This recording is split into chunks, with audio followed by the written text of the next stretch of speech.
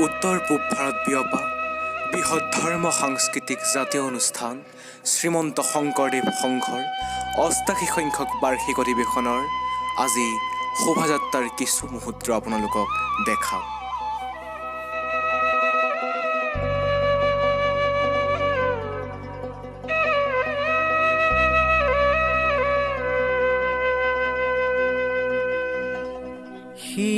শিৰোমণিও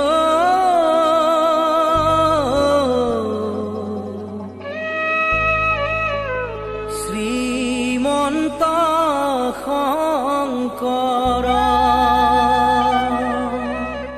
সাহিত্যৰথী ৰসৰাজ লক্ষ্মীনাথ বেজবৰুৱা সমন্বয় ক্ষেত্ৰৰ এয়া মূল মন্ত্ৰ।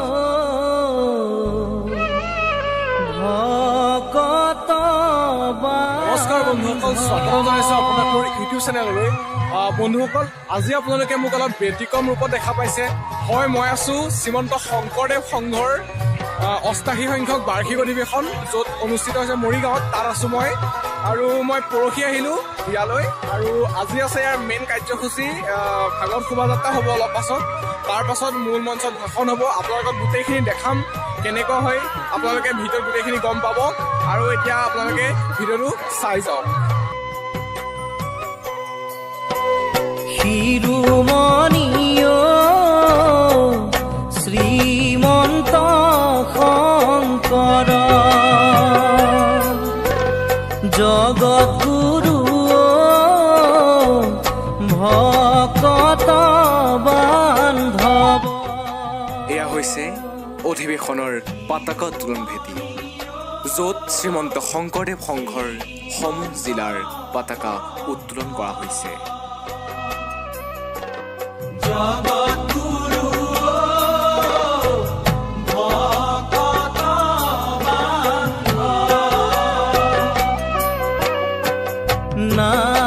সঁচাকৈ এক বুজাবনা অনুভৱ ইয়াত। চাওক আপোনালোকে, লাখ লাখ মানুহৰ সমাগম ঘটিছে, লাখ লাখ ভক্তৰ সমাগম ঘটিছে। এয়া শ্ৰীমন্ত শংকৰদেৱ সংঘই প্ৰমাণ কৰি দিছে যে অসমত কিমান এতিয়াও ভক্তমান বৈষ্ণৱবৃন্দ আছে, সেয়া প্ৰমাণ কৰি দিছে। আৰু অলপ সময় পাছত আমি জানিব পৰা মতে আৰু বেছি ইয়াত ভকত গোট খাব। আৰু এতিয়া ইয়াত সেয়া বেকত দেখিব পাইছে, সেয়া হৈছে মূল মণ্ডপ য'ত মূল মিটিং হ'ব। আৰু এইফালে মোৰ পাছফালে আছে ভাগৱত শোভাযাত্ৰাৰ ফ্লেগ হোষ্টিং য'ত হ'ব, ফ্লেগ হোষ্টিং ইয়াত হ'ব। চ' চাওক কিমান ওখকৈ বনাইছে। আৰু এইফালে ভকতসকলে হৰিনাম গাই আছে, তালৈও আমি যাম। আৰু এইফালে আপোনালোকে দেখিব, এইফালে ৰাস্তাৰ ছাইডত প্ৰদৰ্শনী, গ্ৰন্থমেলা ইত্যাদি অনুষ্ঠিত কৰা হৈছে। আৰু আপোনালোকক জনাওঁ যে শ্ৰীমন্ত শংকৰদেৱ সংঘৰ এই অধিৱেশনভাগি ৰসৰাজ লক্ষ্মীনাথ বেজবৰুৱাৰ নামত উৎসৰ্গা কৰিছে। ৰসৰাজ লক্ষ্মীনাথ বেজবৰুৱাৰ ক্ষেত্ৰ হয় এই যিখন ঠাইত অনুষ্ঠিত কৰা হৈছে। গতিকে শ্ৰীমন্ত শংকৰদেৱ সংঘই যথেষ্ট এটা ভাল পদক্ষেপ লৈছে যে ৰসৰাজ লক্ষ্মীনাথ বেজবৰুৱাৰ নিচিনাকৈ আমাৰ অসমত যিসকল মনীষী আছে, যিসকল সাহিত্যিক আছিলে, সেই সাহিত্যিকসকলক শ্ৰদ্ধা জনাইছে, যথেষ্ট এক ভাল কাম কৰিছে। চ' আপোনালোকক ইয়াত ৰসৰাজ লক্ষ্মীনাথ বেজবৰুৱাৰ এটা প্ৰতিমূৰ্তি নিৰ্মাণ কৰিছে, সেয়াও দেখাম আপোনালোকক। চ' আপোনালোকে ভিডিঅ'টো চাই থাকক। সঁচাকৈ শ্ৰীমন্ত শংকৰদেৱ সংঘই যেন মহাপুৰুষ শ্ৰীমন্ত শংকৰদেৱৰ সেই একতাক আজিও অক্ষুণ্ণ ৰাখিছে। সেয়া দেখা পোৱা গ'ল শ্ৰীমন্ত শংকৰদেৱ সংঘৰ বাৰ্ষিক অধিৱেশনৰ সূৰ্য। চাওক কিদৰে হজৰত আলম পীৰ দৰগাহৰ কিছু দৃশ্যাংশ অধিৱেশন প্ৰদৰ্শিত কৰা হৈছে। শ্ৰীমন্ত শংকৰে পাৰ ভাঙি দিলে, শ্ৰীমন্ত শংকৰে পাৰ ভাঙি দিলে, বহে ব্ৰহ্মাণ্ড কভেদি,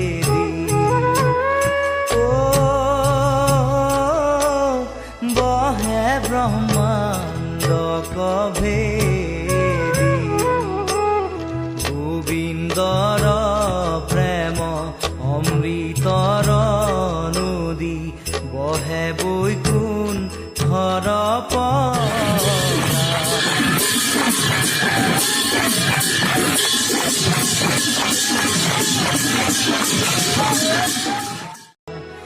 চাৰি পুৰুষাৰ্থ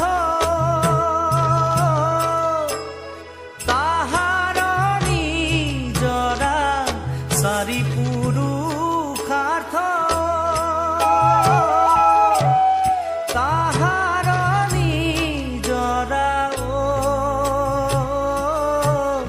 হৰি নামে মূলধাৰা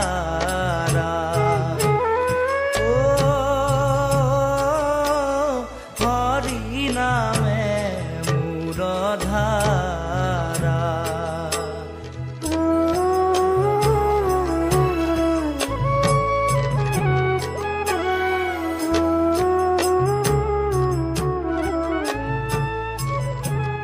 বড়ো, ৰাভা, মিচিং, কছাৰী সকলোকে দেখা পোৱা গ'ল অধিৱেশনস্থলীৰ সাংস্কৃতিক শোভাযাত্ৰাত। সকলোৱে নিজ নিজ ধৰ্ম, নিজ নিজ পৰম্পৰাগত সাজপাৰ পৰিধান কৰি অধিৱেশনস্থলীৰ শোভাযাত্ৰাত অংশগ্ৰহণ কৰে। শংকৰ বিনাই হেনয় কৃপাৰু শংকৰ বিনাই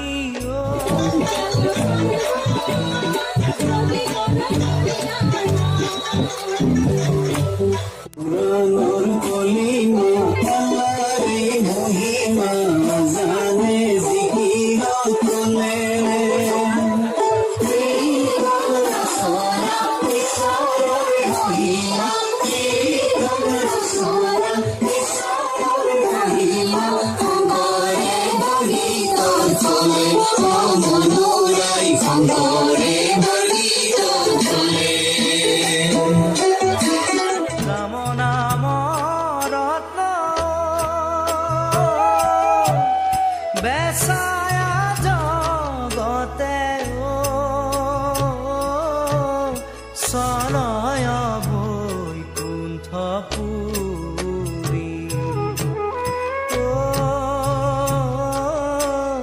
চলয় বৈকুণ্ঠপুৰী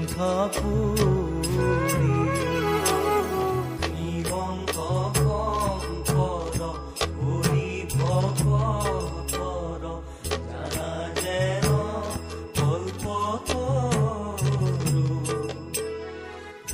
এয়া আপোনালোকক শ্ৰীমন্ত শংকৰদেৱ সংঘৰ ৮৮ সংখ্যক বাৰ্ষিক অধিৱেশনৰ ভাগৱত শোভাযাত্ৰাৰ কিছু মুহূৰ্ত দেখুৱালোঁ।